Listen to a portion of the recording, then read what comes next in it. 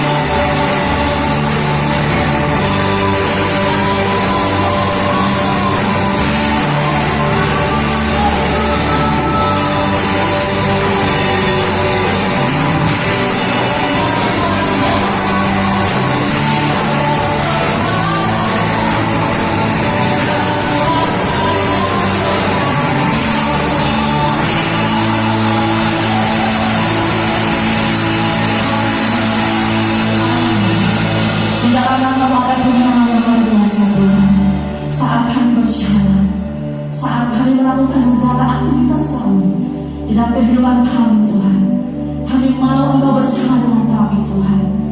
Karena di saat kami sendiri kami tidak mampu Tuhan, tapi bersama denganmu Tuhan, Engkau akan nyatakan semuanya. Kami kuat, kami mampu Tuhan. Saat bersama denganmu Tuhan, ada kekuatan baru dalam kehidupan kami. Terima kasih Tuhan Yesus.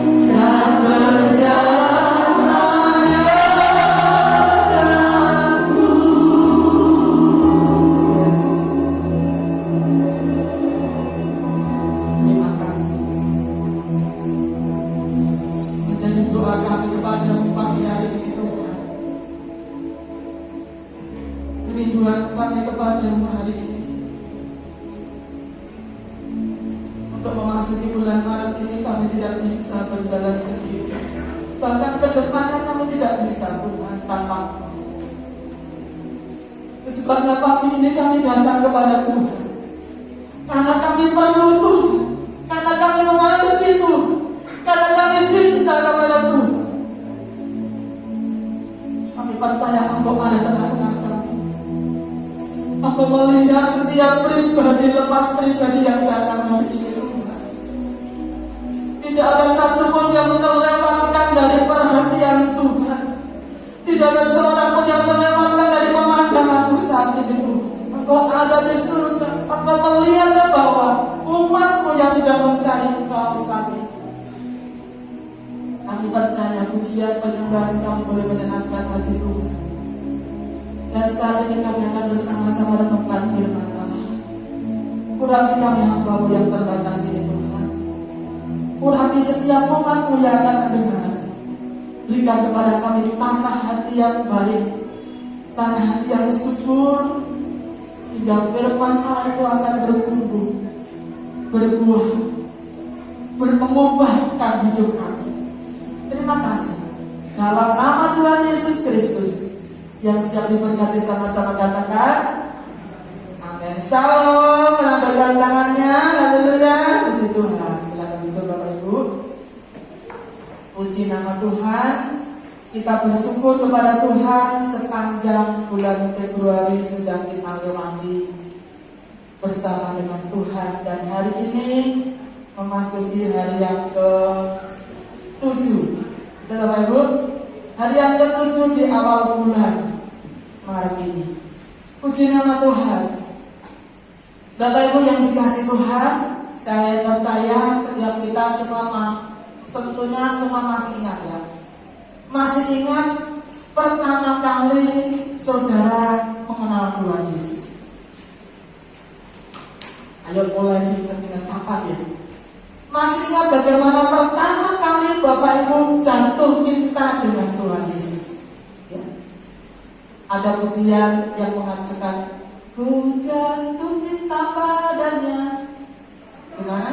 Tanpa dan dalam dan tanpa dan dalam lagi gitu ya. Wow, ketika kita jatuh cinta kepada Tuhan, ketika kita pertama kali mengenal, bertemu dengan nama Tuhan Yesus, ada sukacita yang tidak bisa dilukiskan dengan sukacita dunia.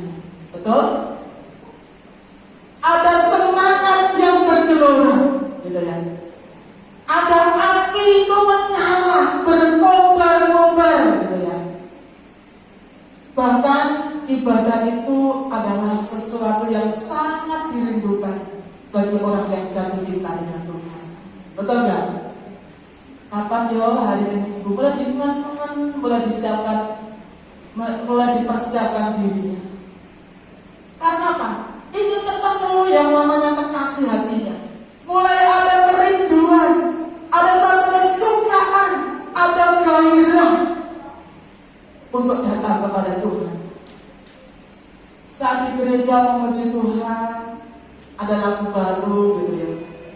Di perjalanan mulai dieling-eling itu bahasa Indonesia. Diingat-ingat gitu ya. Diingat-ingat. Tadi lagunya enak ya. Gimana? Mulai dicatat sepanjang perjalanan dinyanyikan. Sampai di rumah dinyanyikan lagi gitu ya. Pas setiap mau berangkat kerja dinyanyikan. Ada satu kerinduan gitu. Karena cinta kepada Tuhan. Pertanyaannya buat pagi hari ini, apakah semangat itu masih ada di dalam diri? Pertanyaan buat kita hari ini, apakah sukacita, apakah semangat yang berapi-api, ada kerinduan yang menyala-nyala itu masih ada di dalam dirimu? Seperti pertama kali engkau jatuh cinta denganku. Apakah itu masih ada sampai hari ini? Atau sebaliknya, rohmu mulai padam? Tidak ada kerinduan lagi. Ibadah biasa. Hanya rutinitas yang kita kerjakan. Makanya tidak heran datang gereja pulang gereja tidak ada apa-apanya, nggak ada perubahan dalam hidupnya, nggak ada sesuatu di dalam dirinya. Karena apa? Hanya rutinitas. Tetapi ketika kita datang kepada Tuhan dengan satu kerinduan, firman Allah kita dengarkan, kita tangkap, kita lakukan, di situ hidup kita akan mengalami perubahan. Mari kita akan melihat dalam kitab Wahyu pasal yang kedua.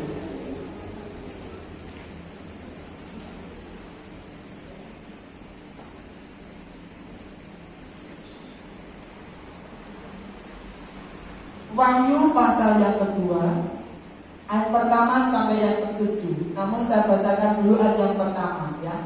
Kepada jemaat di Efesus.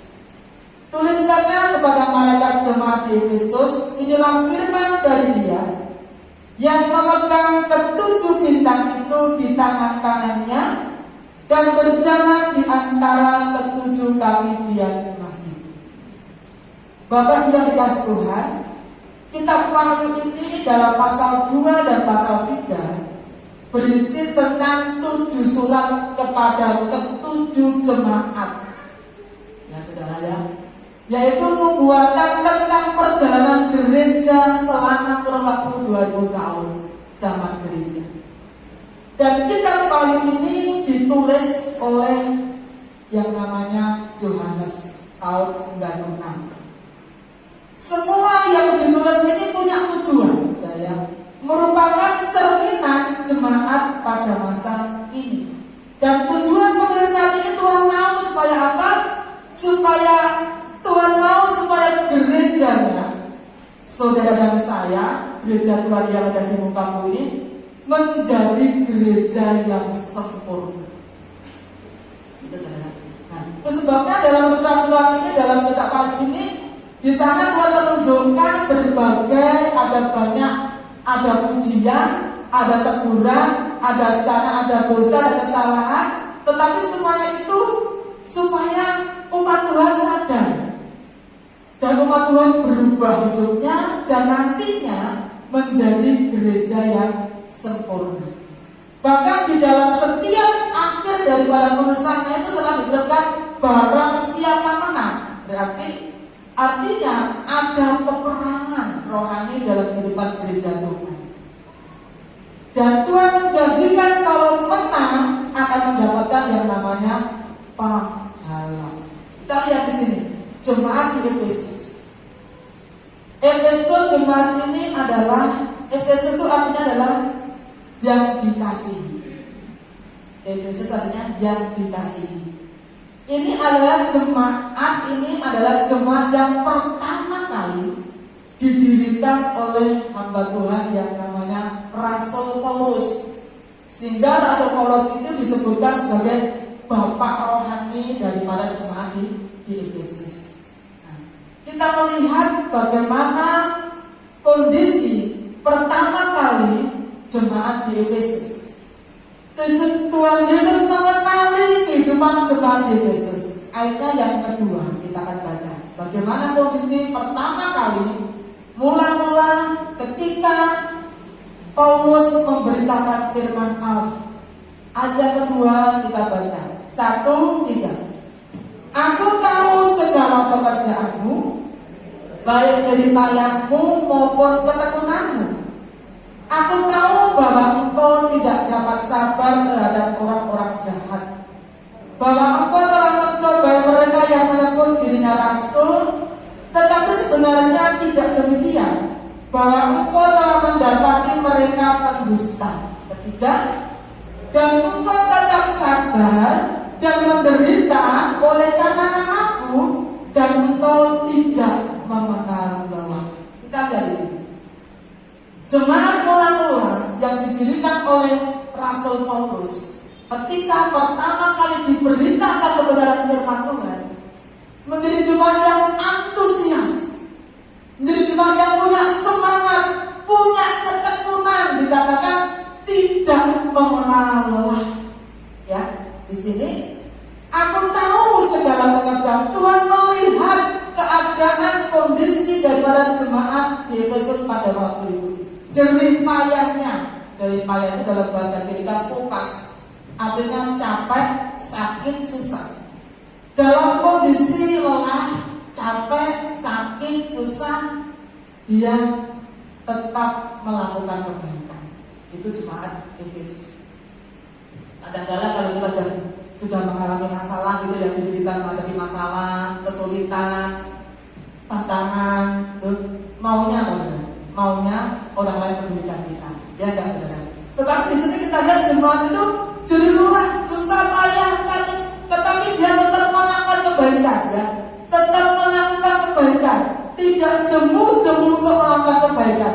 Dia punya ketekunan yang luar biasa. Tekun sekalipun harus mengalami kesusahan, ya, kesulitan, pencobaan dalam hidupnya, tetap tekun. Seperti Ayub, ketekunan Ayub, yaitu orang yang tekun dan sabar saat menghadapi masalah, saat menghadapi tantangan di dalam hidupnya. Tetap sabar dalam menghadapi penderitaan. Ini yang tidak gampang, saudara.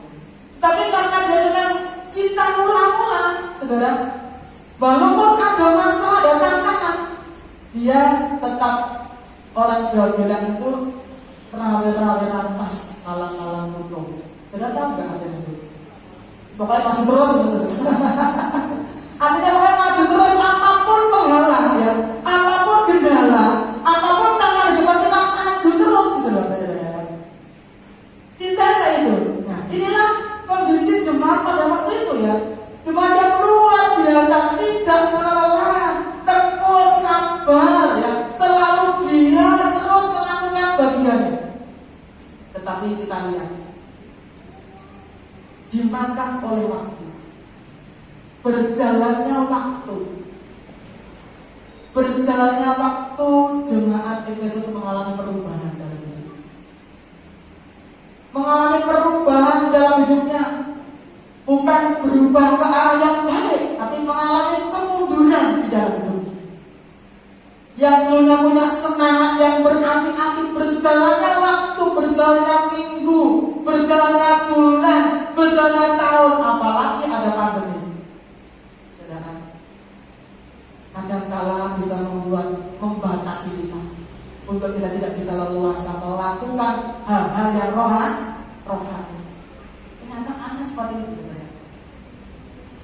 Berjalan seperti itu, seharusnya tambah hari itu kita tambah menyala.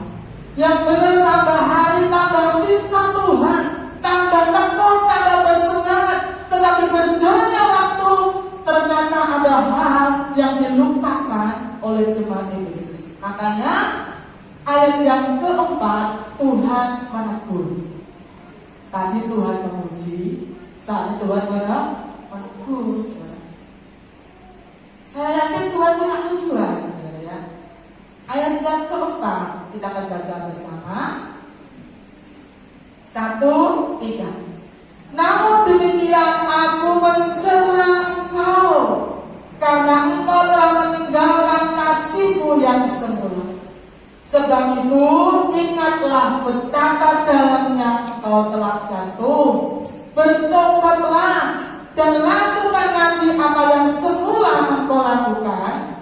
Jika tidak demikian, aku akan datang kepadamu, dan aku akan mengambil kaki diammu dari tempatnya, jikalau engkau tidak bertobat. Tuhan mengingatkan, Tuhan menegur kekurangan, kelemahan daripada jemaat Tuhan yang ada di Efesus.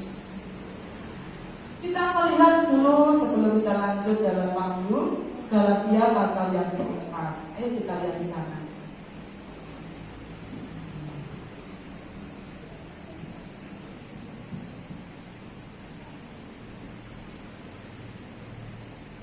Galatia pasal yang keempat, ayat 13. Perhatikan, baru saya bacakan demikian.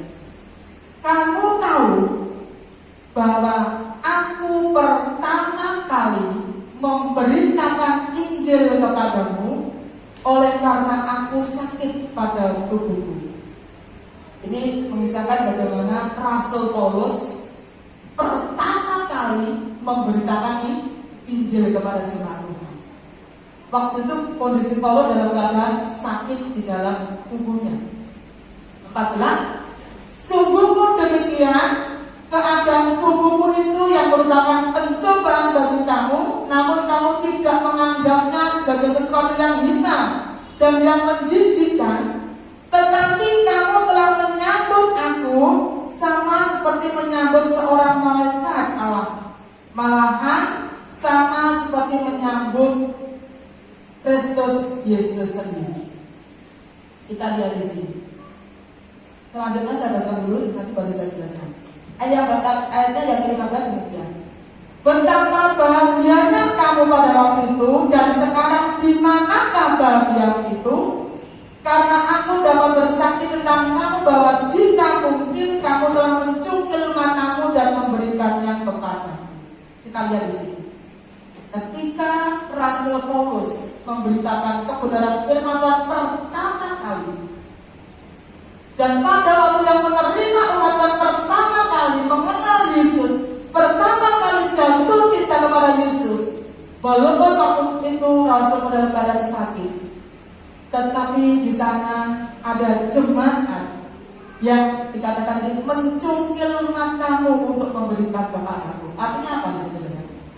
Bagaimana jemaat waktu itu pertama kali menerima Yesus, mengenal Tuhan dan jatuh cinta kepada Tuhan, mencungkil matanya memberikan kepada Paulus. Artinya apa? Ada satu pengorbanan. Ada satu pengorbanan yang luar biasa. Ada satu perubahan yang luar biasa. Ada satu perhatian, ada kasih yang luar biasa, ada cinta yang luar biasa ketika mereka pertama kali yang namanya mengenal kebenaran. Ada rasa cinta, ada rasa rindu, ada kasih yang luar biasa, pengorbanan, perhatian yang luar biasa kepada hamba Tuhan. Dalam 1 Yohanes pasal yang keempat ayat 20 dikatakan, tidak mungkin kita mengasihi Allah yang tidak kelihatan. Kalau yang kelihatan saja kita tidak bisa mengasihi. Kalau saudara mengatakan aku cinta Tuhan, tapi saudara tidak cinta kepada hamba Tuhan, itu adalah tanda tanya. Ini buktinya bahwa ketika umat Tuhan waktu itu menerima pengajaran dari para rasul pertama kali, dia cintanya berkorban. Pengorbanannya luar biasa, menunjukkan luar biasa. Dan selanjutnya perhatikan, pada waktu itu dikatakan firman Tuhan apa? Kamu telah menyambut aku seperti menyambut seorang malaikat Allah, malah sama seperti menyambut Kristus Yesus. Jemaat pada waktu ada rasa hormat kepada pemimpin, ada rasa tunduk taat kepada otoritas, ya. Ada rasa hormat kepada pemimpin pada waktu itu. Dan mereka dikatakan firman Tuhan, mereka berbahagia ketika mereka melakukan seperti itu. Dan firman Tuhan katakan ayat 15, sekarang di manakah bahagiamu itu? Artinya apa saudara? Sekarang ini apa yang kau lakukan? Kalau dulu kamu seperti itu, cintamu kepada Tuhan, cintamu kepada Tuhan dibuktikan dengan perhatianmu kepada hamba Tuhan Rasul Paulus. Cintamu kepada Tuhan dibuktikan dengan setia, cinta akan Tuhan, menghormati hamba Tuhan, tunduk kepada otoritas. Tapi sekarang mengalami kemunduran, saudara. Gak lagi hormat, gak lagi cinta, saudara. Gak lagi rindu. Di mana dan sekarang di manakah bahagiamu? Berarti ada sesuatu yang hilang dalam diri jemaat ini. Ada sesuatu yang hilang, saudara, yang perlu dipulihkan. Dalam Injil Matius pasal yang ke-24, ayatnya yang ke-12.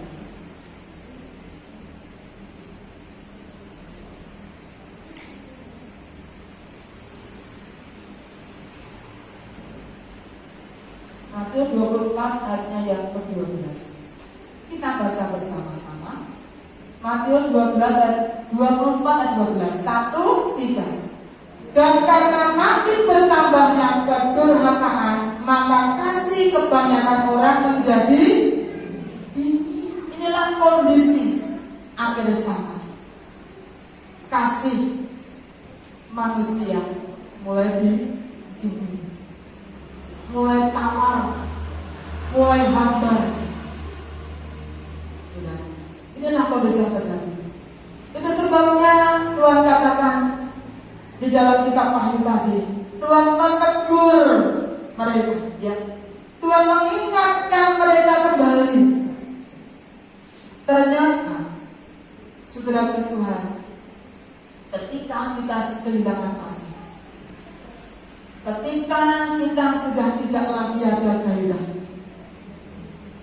ketika kita tidak ada semangat, ketika kita tidak ada lagi kerinduan, ketika kita tidak ada lagi cinta, tidak ada lagi dekat dengan Tuhan, baik dalam ibadah, baik dalam doa-doamu setiap hari, baik dalam pelayananmu, baik dalam pengorbananmu, dalam kita melakukan firman Tuhan. Kalau sudah tidak ada lagi dan tidak ada kasih lagi, sesungguhnya firman Tuhan katakan apa? Sesungguhnya engkau sudah jatuh. Sesungguhnya kita sudah jatuh. Dan firman Tuhan katakan bagaimana solusinya untuk mengatasi semuanya itu. Ayatnya yang ke-5 tadi firman Tuhan katakan, sebab itu ingatlah betapa dalamnya engkau telah jatuh. Jadi jangan kita nyantai Bapak Ibu. Jatuh tuh lah aku selingkuh lah jatuh loh. Dan aku berzina itu lah jatuh. Ternyata bukan hanya itu saudara ya. Ketika kita sudah tidak ada cinta dengan Tuhan, ketika kita tidak ada gairah lagi melayani Tuhan, ketika kita meninggalkan kasih yang mulai yang dulu pernah kita lakukan sekarang kita tidak lakukan lagi, sesungguhnya itu sudah jatuh kan? Amin. Nah, firman Tuhan hari ini saudara, aku selalu mengingatkan kepada saudara, dan firman ini sudah memberkati saya secara pribadi saya. Mengingatkan saya secara pribadi saya yang tidak mengalami kejatuhan dalam zona-zona yang ada sekarang ini. Mari kita minta kepada Tuhan.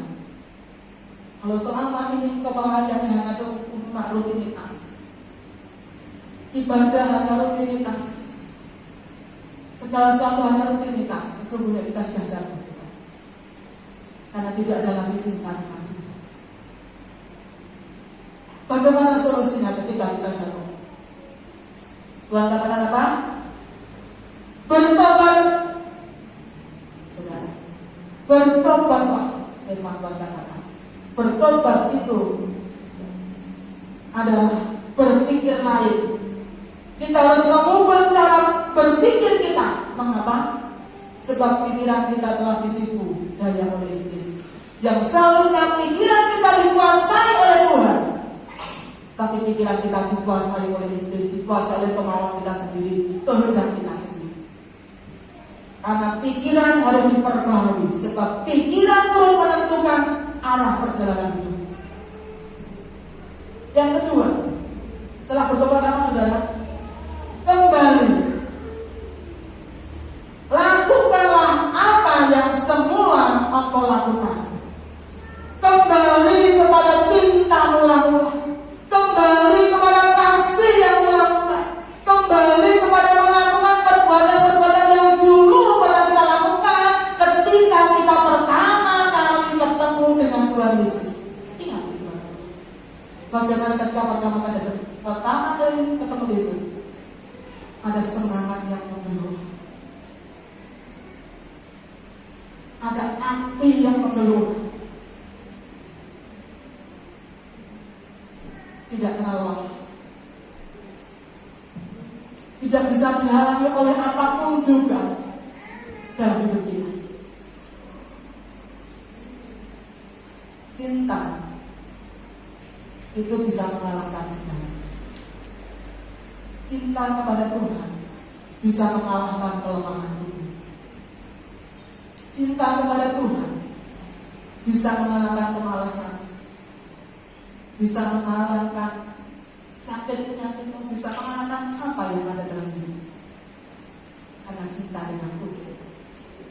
Mari kita akan kembali kepada cinta ulang. Itulah yang Tuhan inginkan dalam kehidupan kita. Ibadahmu, doamu, pelayananmu, pengorbananmu, biar itu didasari dengan rasa cinta kepada Tuhan. Rasa cinta kepada Tuhan itu yang membuat kita bergairah, yang membuat kita bersemangat dalam Tuhan. Orang kalau sudah tidak ada rasa cinta, mau ketemu yang rasa-rasa, saudara. Halo? Pemuda-pemudi gitu ya, kalau sudah pacaran kemudian gak ada cinta lagi, kira-kira mau ketemu gimana? Alasan suami istri jangan sampai cintanya luntur, amin. Harus ada cinta setiap hari, amin. Kalau gak ada cinta mau ketemu aja malas, saudara. Mau ngobrol malas, mau apa-apa malas. Itu kalau cinta kepada manusia, dan cinta kepada Tuhan sama. Kalau gak ada cinta, apa-apa malas, saudara. Mau doa, udah kepalanya terus. Kapan kondisi kayak negeri ini? Kapan si corona pergi? Nah, saudara, gak ada beda lagi, saudara, sama Tuhan. Gak ada semangat lagi, karena tidak ada cinta. Makanya pagi hari ini Tuhan mengajak kalian kembali kepada cinta yang murah. Amin.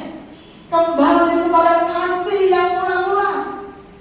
Sebab kalau kita tidak bertobat, ada sanksinya, saudara. Sanksinya apa kalau kita tidak bertobat?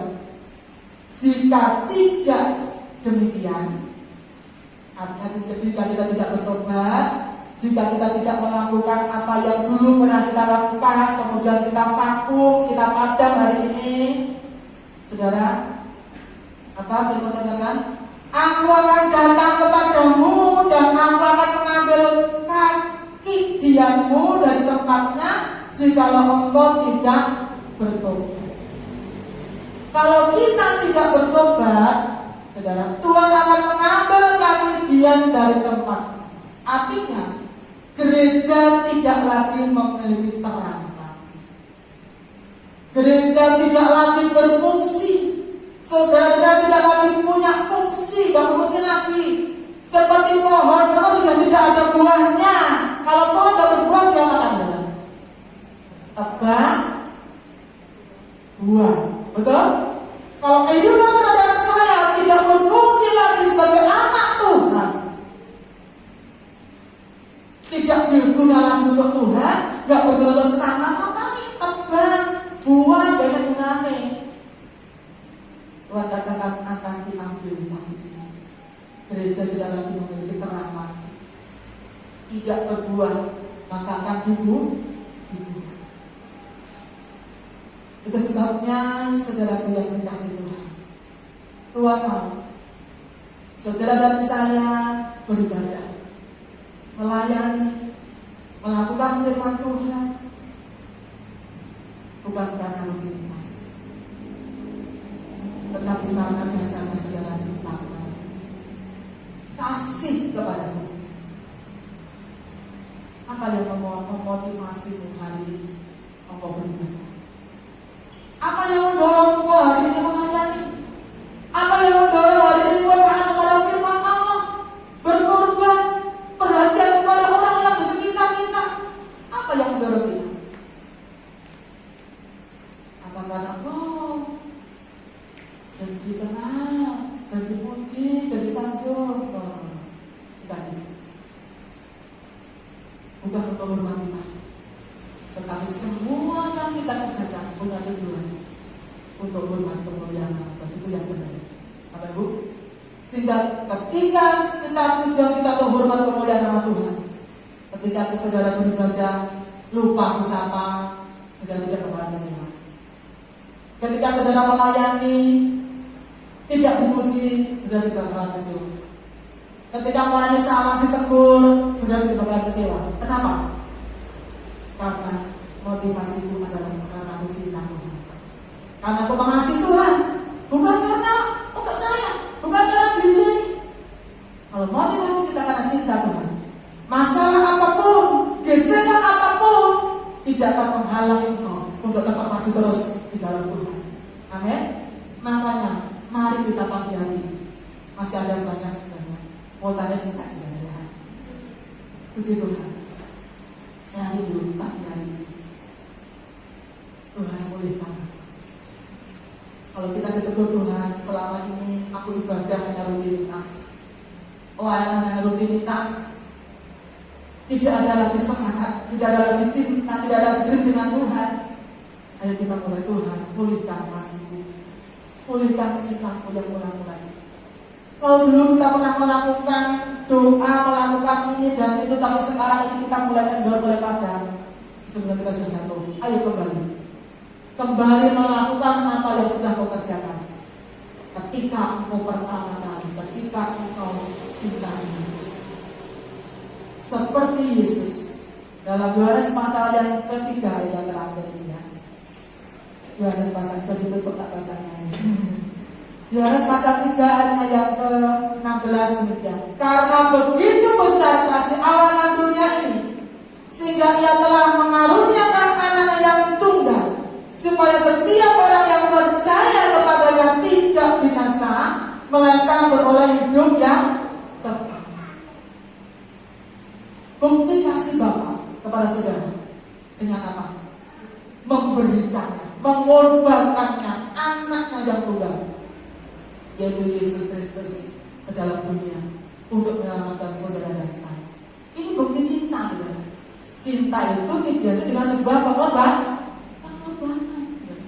Karena Bapa itu cinta kepada saudara, maka yang dicintai itu diberikan, gak enak, saudara. Kasihnya yang besar untuk dunia, untuk orang yang percaya. Demikian pula dalam kehidupan kita. Lalu Bapa di surga yang memberikan contoh.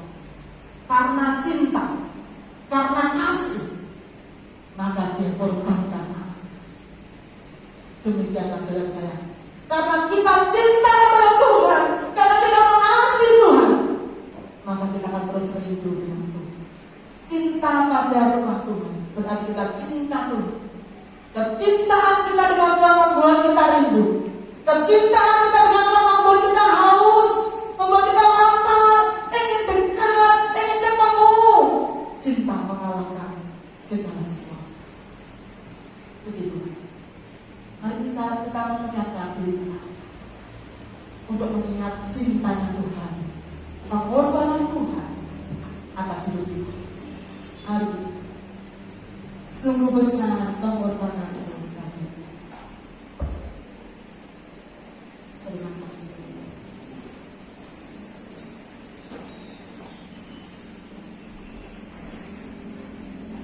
Terima kasih Tuhan. Kita akan mempersiapkan diri kita, mengingat cintanya Bapa di surga untuk saudara dan saya. Sudah diberikannya Yesus Kristus datang dalam dunia, menyelamatkan kita, mati di atas salib, dan hari ini kita mengingat pengorbanan Tuhan. Sungguh besar pengorbananmu bagi Tuhan. Terima kasih Tuhan. Mari kita Bapak berdiri semua, nyanyikan pujian ini kepada Tuhan. Sungguh besar pengorbananmu di dalam hidupku Tuhan. Dan saat ini kami juga mau mengasihi Engkau, kami mau mencintai Engkau Tuhan. Haleluya.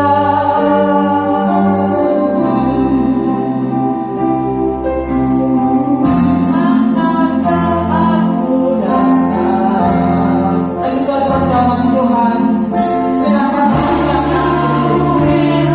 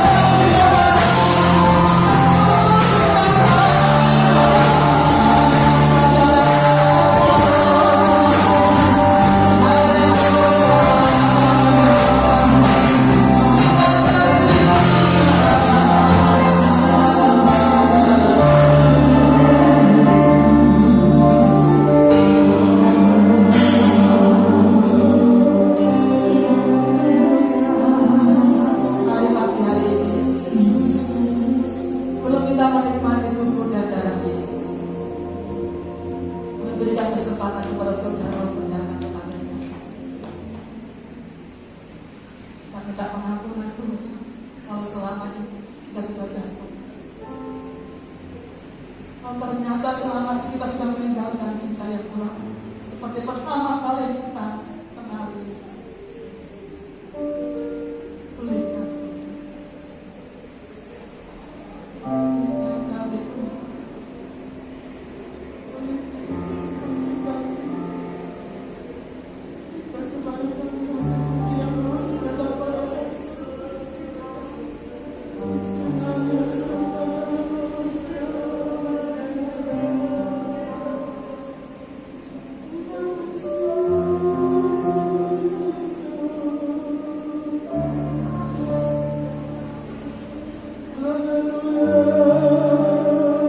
kami Tuhan.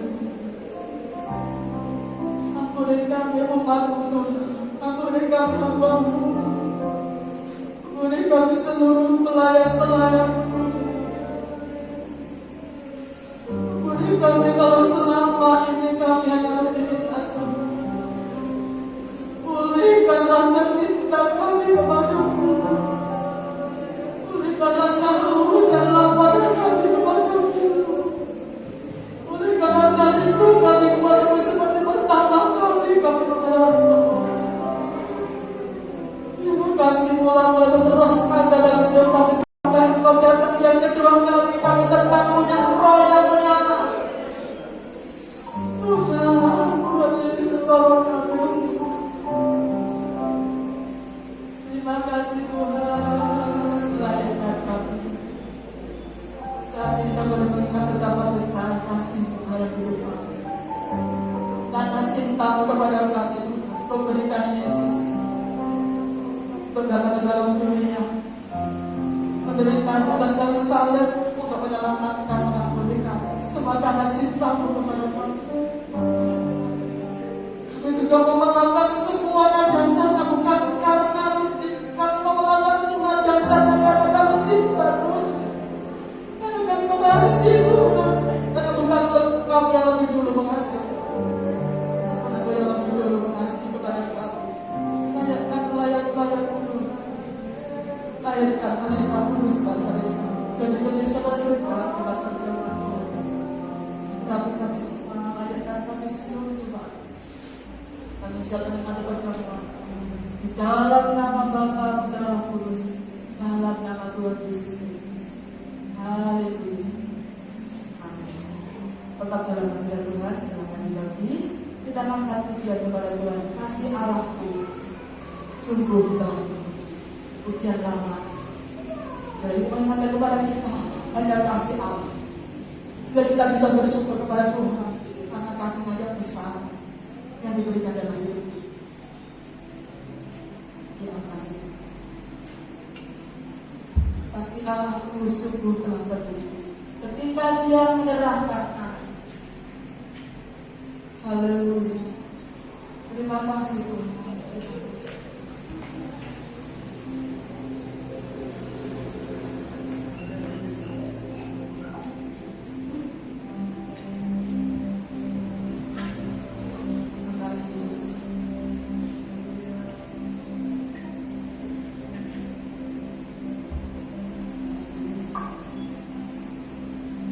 Haleluya.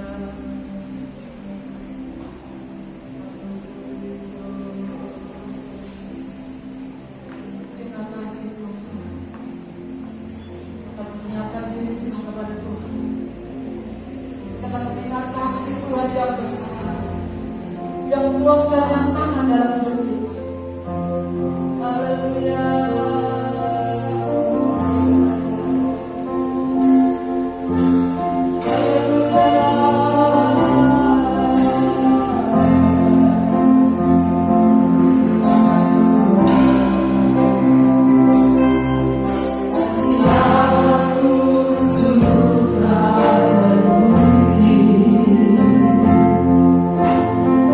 Yeah.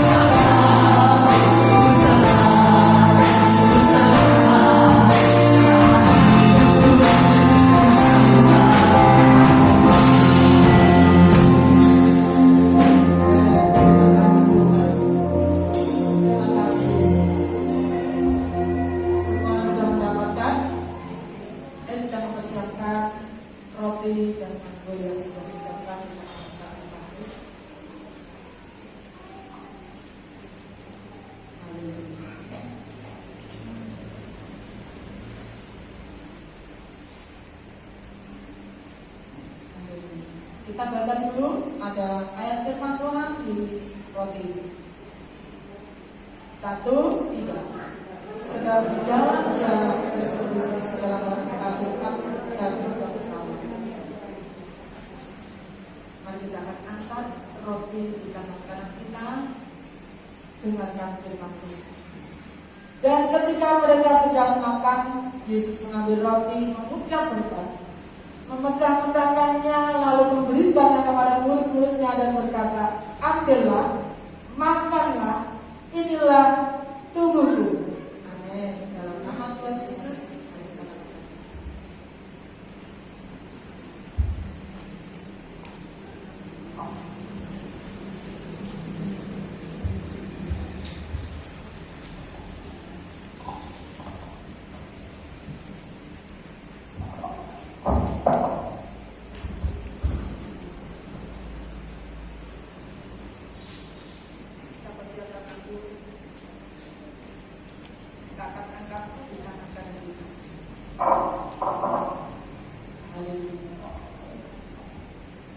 Dan sesudah itu ia mengambil cawan, mengucap syukur, lalu memberikannya kepada mereka dan berkata, minumlah kamu semua dari cawan ini, sebab inilah darahku, darah perjanjian yang ditumpahkan bagi banyak orang untuk pengampunan dosa. Amin. Dalam nama Tuhan Yesus.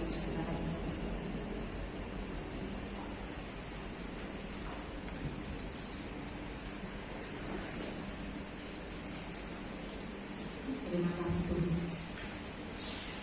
Ku mau cerita Yesus selama dalam ujian ini menjadi satu doa pengakuan kita kepada Tuhan bahwa kita mau cinta Tuhan untuk selamanya, seperti Tuhan Yesus cinta kepada kita. Kita mau cinta Tuhan selamanya walaupun ada badai tantangan di depan kita. Kita mau tetap cinta kepada Tuhan. Terima kasih Tuhan.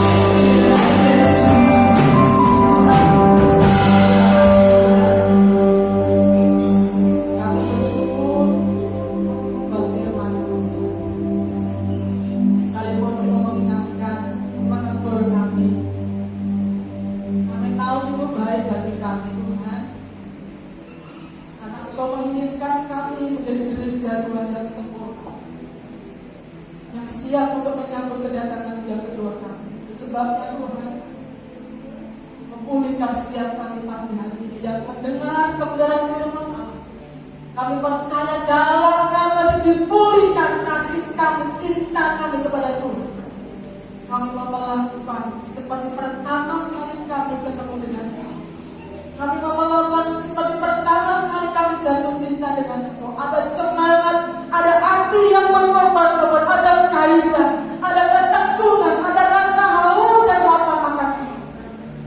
Dengan rasa haus lapar akan Tuhan, Kau berikan kepada setiap kami umat-Mu hari ini Tuhan. Dan seterusnya, biarlah kami punya kerinduan yang besar untuk terus bersekutu dengan Kau. Berkati kami setiap umat yang hadir Tuhan. Kau tahu pergumulan kami itu berlepas kita. Kami percaya Tuhan, Kau tidak pernah tidur. Kau Allah yang mengerti. Kau Allah yang memperhatikan setiap keadaan kami. Dan di firman-Mu, ketika kami mencari Tuhan dan kebenarannya, maka semua akan ditambahkan kepada kami. Pagi ini apa menjadi kekurangan kami, dalam nama akan ditambahkan kepada setiap kami Tuhan. Itu janji firman Tuhan. Yang sudah melayani, berkati Tuhan. Yang sudah beribadah, Kau berkati. Yang berulang tahun dimuliakan, diberkati kesehatan, kekuatan, tambah mengasihi, mencintai Kau lebih dari segala yang ada. Diberkati kota kami berdiri, diberkati bangsa kami, diberkati pemimpin-pemimpin kami, anak-anak Tuhan yang saat ini sakit Tuhan, baik yang ada di rumah maupun yang ada di rumah sakit. Kami bersatu hati berdoa bagi anak-anak-Mu di Galilea yang sakit Tuhan. Dalam nama Tuhan Yesus Kristus, oleh bilur-bilurnya mereka yang sakit berkata sembuh, karena Yesus dokter kami di atas segala kekuatan. Kami yakin Tuhan, beri kekuatan kepada semua anak-anak yang mengalami sakit, supaya mereka mampu melewati setiap masalah dan mereka adalah menjadi orang-orang yang mengalami kemenangan. Terima kasih Tuhan. Sebentar kami akan melakukan firman-Mu. Kami akan memberikan persembahan syukur kami. Kami akan mengembalikan miliknya Tuhan. Dan ajarkan kami semua melakukan, bukan rutinitas, tetapi kami melakukan karena kami dasarnya mencintai Tuhan. Mengasihi Tuhan, karena Tuhan adalah lebih dahulu mengasihi kepada kami. Dan manakala usai ibadah ini, kami akan pulang ke rumah kami masing-masing. Kami minta kepada Tuhan Kudus untuk menyertai, memberkati, melindungi kepada kami semua. Akhirnya saudaraku yang dikasihi oleh Tuhan, terimalah anugerah sisa dan berkat yang datang dari Bapa di surga, kasih sayang daripada Tuhan Yesus Kristus, dan persekutuan Roh Kudus selalu menyertai di dalam kehidupan. Diberkatilah saat engkau masuk dalam rumah Tuhan. Diberkatilah ketika engkau pulang dari tempat ini. Diberkatilah kesehatan. Diberkatilah keluargamu. Diberkatilah usaha pekerjaanmu, bisnis. Diberkati sekolah dan kuliah. Diberkati pelayanan saat engkau di rumah, saat engkau keluar rumah. Tuhan memberkatimu, Tuhan menyertai-Mu mulai hari ini sampai selamanya. Terimalah berkat dalam nama Tuhan Yesus Kristus yang diberkati, sama-sama katakan amin. Silakan duduk dalam berkat persembahan.